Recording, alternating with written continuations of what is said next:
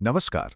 जब भी health insurance लेने की बात आती है तो एक सवाल सबके मन में जरूर आता है। इंडिविजुअल प्लान लिया जाए या फिर फैमिली फ्लोटर, भाई ज्यादा अच्छी सुरक्षा किसमें मिलेगी? तो चलिए आज इसी कंफ्यूजन को, इसी उलझन को हमेशा के लिए दूर करते हैं। तो सबसे बड़ा सवाल यही है कि बेहतर कवरेज आखिर देता कौन सा प्लान है। चलिए इसी सवाल का जवाब ढूंढते हैं ताकि सही फैसला लेने में आसानी हो। तो सबसे पहले और सबसे जरूरी बात, चलिए समझते हैं कि इन दोनों प्लान्स में आखिर बुनियादी फर्क है क्या। इसको ना बहुत आसान तरीके से समझते हैं।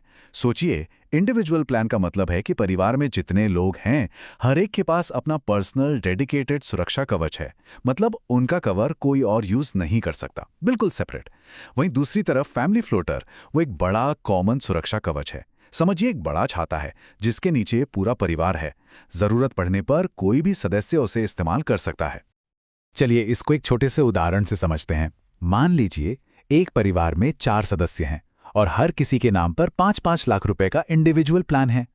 तो इसका सीधा सा मतलब ये हुआ कि उस परिवार के पास कुल मिलाकर 20 लाख रुपए की सुरक्षा मौजूद है। अब इसी सिचुएशन को फैमिली फ्लोटर के नजरिए से देखते हैं। मान लीजिए उसी परिवार ने 10 लाख रुपए का एक फ्लोटर प्लान ले लिया। अब अगर किसी एक ही सदस्य के इलाज पर 6 लाख रुपए खर्च हो गए तो बाकी तीनों सदस्यों के लिए उस साल कितना बचेगा? सिर्फ 4 लाख रुपए। और यहीं पर इन दोनों प्लान्स का सबसे बड़ा फर्क एकदम साफ हो जाता है। तो ठीक है, बेसिक फर्क तो अब हम समझ गए हैं, लेकिन असल दुनिया में कौन सा बेहतर है? चलिए अब जरा इनके फायदे और नुकसान को ठीक से तौल कर देखते हैं। ये टेबल देखिए, इससे पूरी तस्वीर एकदम साफ हो जाएगी। फैमिली फ्लोटर का प्रीमियम कम होता है और इसे मैनेज करना भी आसान है। बस एक पॉलिसी, एक रिन्यूअल। इसलिए ये युवा और स्वस्थ परिवारों के लिए एक अच्छा ऑप्शन माना जाता है। लेकिन इसका कवरेज शेयर्ड होता है। दूसरी तरफ इंडिविजुअल प्लान महंगा तो है और इसमें कई पॉलिसीज भी ट्रैक करनी पड़ती हैं, पर इसमें हर सदस्य को एक आज़ाद और पूरी तरह से सिक्योर कवरेज मिलता है। यही बात इसे उन परिवारों के लिए बेहतर बनाती है जिनमें बुजुर्ग सदस्य हैं। लेकिन रुकिए, कहानी में एक ट्विस्ट है। एक ऐसा फीचर है जो इस पूरे हिसाब किताब को बदल सकता है और उसे कहते हैं रेस्टोरेशन बेनिफिट। यह फीचर किसी भी प्लान की असली कीमत को पूरी तरह से बदल सकता है। तो ये रेस्टोरेशन बेनिफिट आखिर है क्या भला, और ये इतना जरूरी क्यों है कि इसे गेम चेंजर तक कहा जा रहा है? चलिए इसको भी अच्छे से समझते हैं। आसान भाषा में कहें तो रेस्टोरेशन बेनिफिट एक तरह का सेफ्टी नेट है। अगर किसी साल में पूरा का पूरा बीमा कवर इस्तेमाल हो भी जाए तो ये फीचर उसे फिर से रीलोड कर देता है ताकि सुरक्षा हमेशा बनी रहे। अच्छा, ये सुनने में तो बहुत बढ़िया लग रहा है ना? पर असल जिंदगी में जब कोई इमरजेंसी आती है तब ये फीचर काम कैसे करता है? चलिए इसे एक रियल सिचुएशन से समझते हैं। अब देखिए इसका जादू। मान लीजिए 10 लाख का फ्लोटर प्लान है। एक सदस्य के इलाज में 9 लाख खर्च हो गए, अब बचे सिर्फ 1 लाख।